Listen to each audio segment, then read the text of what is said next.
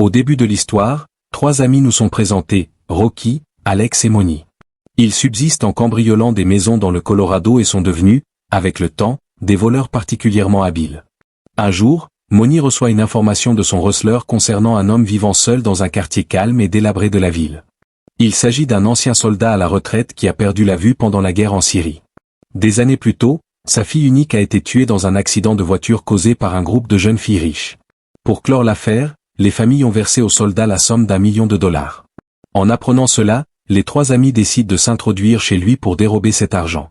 Ils arrivent devant la maison du soldat vers 2 heures du matin. Le premier obstacle est son chien, qu'ils neutralisent rapidement avec de la nourriture contenant un somnifère. Lorsqu'ils atteignent la porte principale, ils découvrent qu'elle est protégée par 4 lourds verrous, rendant l'entrée impossible par là.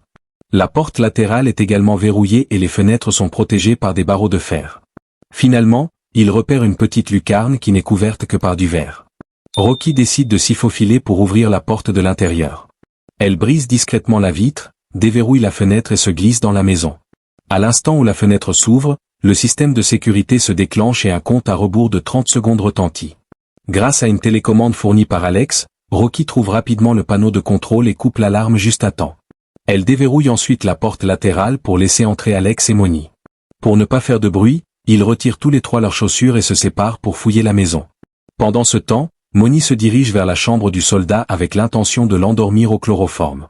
Le soldat dort alors qu'une vieille vidéo de sa fille défile à la télévision, témoignant de son amour profond pour elle. Moni prépare sa bouteille de chloroforme et s'approche du lit. Soudain, le soldat se réveille et regarde directement dans sa direction. Moni se fiche de terreur. Pourtant, le soldat est aveugle et ne s'est levé que pour éteindre la télévision avant de se recoucher. En réalité, il a déjà perçu une présence dans la pièce, mais feint de se rendormir. Persuadé que le soldat est inconscient, Moni laisse la bouteille de chloroforme dans la chambre et redescend.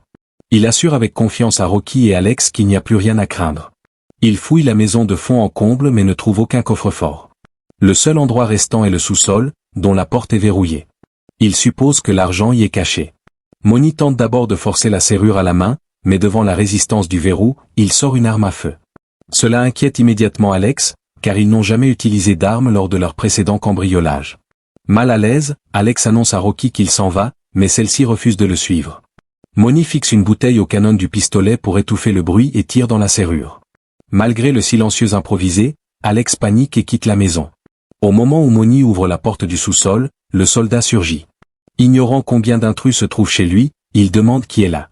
Moni fait signe à Rocky de garder le silence et s'excuse nerveusement, prétendant être entré par nécessité et promettant de partir.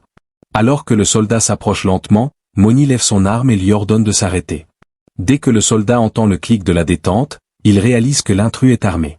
Loin de reculer, il se rapproche prudemment, sentant que Moni est terrifié et inexpérimenté. Profitant de cette hésitation, il bondit, saisit l'arme et maîtrise Moni en quelques secondes, le prenant dans une clé d'étranglement. Terrifié, Moni supplie qu'on l'épargne. Le soldat lui demande combien de personnes sont présentes dans la maison. Aux abois, Moni ment et affirme être venu seul. Dès qu'il entend cette réponse, le soldat retourne l'arme de Moni contre lui et l'abat. Caché à proximité, Rocky assiste à toute la scène, pétrifié de peur, n'osant plus respirer. Elle sait qu'au moindre bruit, le soldat la repérera et l'éliminera à son tour. Dehors, Alex est déjà sur le départ lorsqu'il entend le coup de feu. Inquiet pour Rocky, il fait demi-tour et s'introduit de nouveau dans la maison. Rocky se cache précipitamment dans un placard. Non loin de là, le soldat se tient debout au-dessus du corps de Moni, visiblement troublé par ce qui vient de se passer. Quelques instants plus tard, Alex progresse silencieusement dans le couloir sombre. Soudain, il aperçoit le soldat qui se dirige vers la fenêtre brisée pour l'inspecter. Ce dernier se déplace avec une assurance totale, comme s'il voyait tout, il connaît en réalité chaque recoin de sa demeure sur le bout des doigts. Il entreprend de verrouiller à nouveau toutes les issues, l'oreille aux aguets, convaincu que quelqu'un d'autre se cache encore dans l'ombre. Alex et Rocky communiquent par SMS, et elle lui indique sa cachette. Le soldat entre alors dans la pièce et s'approche du placard. Voyant la porte entr'ouverte, il pénètre à l'intérieur et révèle un passage secret dissimulant un coffre-fort. Il ignore que Rocky est là, à quelques centimètres, l'observant en silence. Il compose le code et vérifie que son argent est toujours là. Rassuré, il referme le coffre et s'en va pour s'occuper du corps de Moni. Dès qu'il s'éloigne, Alex rejoint Rocky et la presse de s'enfuir pour appeler la police. Mais Rocky, ayant mémorisé le code et vu les liasses de billets, refuse de partir les mains vides. Elle vide le coffre dans son sac, il est temps de déguerpir. Alex rappelle à Rocky qu'il existe une sortie au sous-sol qui ne s'ouvre que de l'intérieur. Pour l'atteindre, ils doivent s'enfoncer dans les profondeurs de la maison. Alors qu'ils sortent du placard, le soldat revient entraînant le corps de Moni.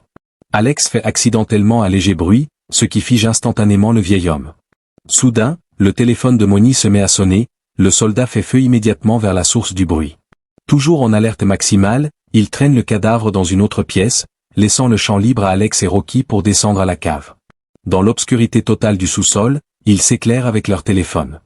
À l'étage, le soldat remarque une odeur de chaussures étrangères. En trouvant 2 paires supplémentaires, il comprend que d'autres intrus sont présents. Il retourne au coffre, l'argent a disparu. Sa frustration se mue en une rage froide. En bas, Alex et Rocky allument la lumière dans une pièce et reculent d'horreur, une jeune femme est enchaînée, tenue captive par le soldat. En voyant Rocky, elle se précipite vers elle, mais une cloche fixée à sa chaîne retentit bruyamment. Alerté par le tintement, le soldat se précipite vers le sous-sol pour traquer les intrus. Alex veut fuir, mais Rocky découvre des coupures de presse, la captive est l'une des filles riches responsables de la mort de la fille du soldat. Malgré tout, il décide de la libérer. Alors qu'il se dirige vers la sortie latérale, la voix du soldat résonne dans le sous-sol.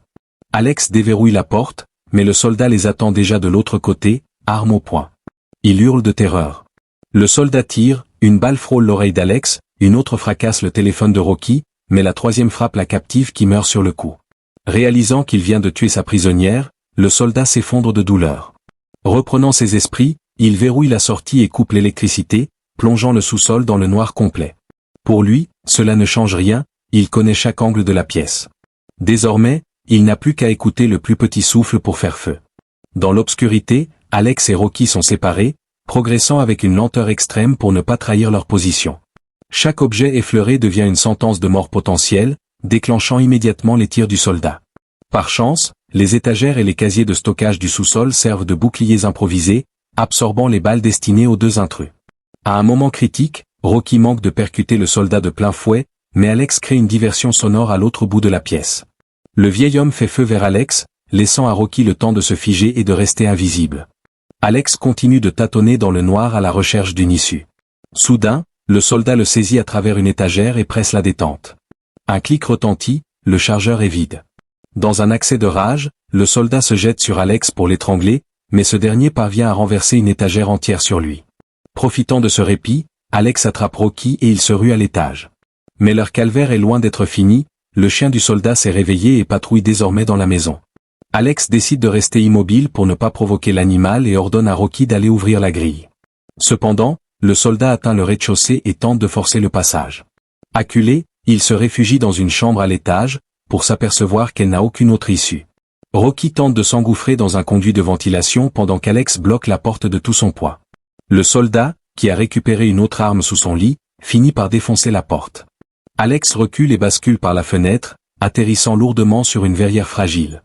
Inconscient sous le choc, il ne fait plus aucun bruit, ce qui lui permet d'échapper temporairement à la vigilance du soldat. Pendant ce temps, Rocky rampe dans le conduit de ventilation, talonné par le chien qui suit son odeur. Prise de panique, elle chute la première par l'ouverture et s'assomme à son tour. Dehors, Alex reprend ses esprits sur le verre craquelé. Au moindre mouvement, le soldat, à l'affût, fait feu. La verrière finit par céder et Alex retombe à l'intérieur de la maison, se blessant davantage. Il parvient à se traîner dans une autre pièce où gît le cadavre de Moni. Sa respiration haletante trahit sa présence. Le soldat entre, mais Alex le frappe avec un marteau, lui faisant lâcher son arme. Le combat au corps à corps est brutal, le soldat reprend le dessus et bat violemment Alex avant de lui planter des cisailles de jardin dans l'estomac. Rocky, quant à elle, revient à elle et s'extirpe enfin de la ventilation en brisant une grille. Mais à peine a-t-elle posé le pied au sol que le soldat la saisit, la roue de cou et l'étrangle jusqu'à ce qu'elle perde connaissance. Lorsqu'elle se réveille, elle est enchaînée au sous-sol, exactement à la place de la captive précédente. Terrifiée, elle supplie le soldat de l'épargner, lui jurant que le secret de cette maison mourra avec elle. Elle le supplie, clamant que lui faire du mal ne ramènera pas sa fille. Le soldat lui répond froidement qu'elle ne mesure pas la gravité de ses actes. Il explique que la jeune femme responsable de la mort de sa fille avait échappé à la justice grâce à la fortune de sa famille. Finalement, il lui avait pardonné, et en échange, elle devait porter son enfant. Désormais, cette fille est morte à cause du chaos provoqué par le cambriolage. Si Rocky et Alex n'étaient jamais entrés, son futur enfant serait toujours en vie. Pendant ce temps, Alex reprend connaissance. Il réalise que les cisailles de jardin ne sont pas plantées dans son propre corps, mais dans celui de Moni. Dans la confusion, le soldat a cru achever Alex alors qu'il frappait le cadavre. S'éclipsant discrètement, Alex est soudainement attaqué par le chien. Il parvient à ruser et enferme l'animal dans une pièce. Au sous-sol, le soldat annonce à Rocky que puisqu'elle lui a pris son enfant, elle doit maintenant lui en donner un autre. Il sort du congélateur un récipient contenant son sperme préservé. Il prétend ne pas être un violeur et vouloir simplement un héritier, promettant de la libérer une fois qu'elle aura accouché. Alors qu'il s'apprête à passer à l'acte, Alex surgit et l'assomme avec un marteau. Alex libère Rocky et menotte le soldat pour l'immobiliser. Rocky, ivre de rage, commence à le frapper, mais Alex l'entraîne vers la sortie. Ils atteignent enfin la porte principale et déverrouillent les lourdes serrures. Mais au moment où la porte s'ouvre, le soldat apparaît et tire. Alex meurt sur le coup. Rocky s'enfuit à l'extérieur, criant qu'il ne peut plus l'atteindre maintenant qu'elle est dehors. C'est alors que le chien, libéré, se lance à sa poursuite. Rocky sprinte jusqu'à sa voiture. Avant qu'elle ne puisse monter, le chien saisit le sac d'argent et l'entraîne au sol. Elle réalise alors qu'elle n'a pas les clés.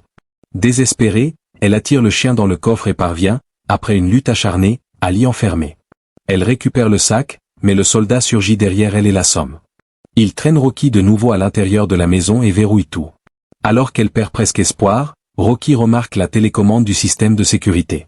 Elle active secrètement le mode d'urgence, déclenchant une alarme assourdissante qui alerte automatiquement la police. Le son strident de l'alarme submerge complètement le soldat. L'explosion qui lui a coûté la vue a décuplé son ouïe, le rendant extrêmement sensible au bruit fort. Profitant de cette vulnérabilité, Rocky se saisit d'un pied de biche et l'attaque, en se déplaçant sans cesse pour qu'il ne puisse pas la localiser. Désorienté par le vacarme, le soldat perd l'équilibre et bascule dans l'escalier du sous-sol. Dans sa chute, son propre pistolet se déclenche et la balle l'atteint. Persuadé que le cauchemar est enfin terminé, Rocky reprend son souffle. Entendant les sirènes de police approcher, elle quitte discrètement la maison. Le lendemain, on retrouve Rocky dans une gare avec sa petite sœur, s'apprêtant à partir pour la Californie. En attendant son train, elle voit un reportage aux informations révélant que la police a secouru le soldat et qu'il a survécu. Les médias le présentent désormais comme un héros, tout le monde croit que 2 cambrioleurs se sont introduits chez lui et qu'il a réussi à les neutraliser malgré sa cécité. Rocky réalise alors que le soldat n'a jamais mentionné l'argent volé. En restant silencieux sur la disparition du cash, il a, de fait, acheté le silence de Rocky sur ses propres crimes. Comprenant l'arrangement tacite, Rocky ne dit rien et monte dans le train, emportant avec elle l'argent volé vers une nouvelle vie. Abonne-toi.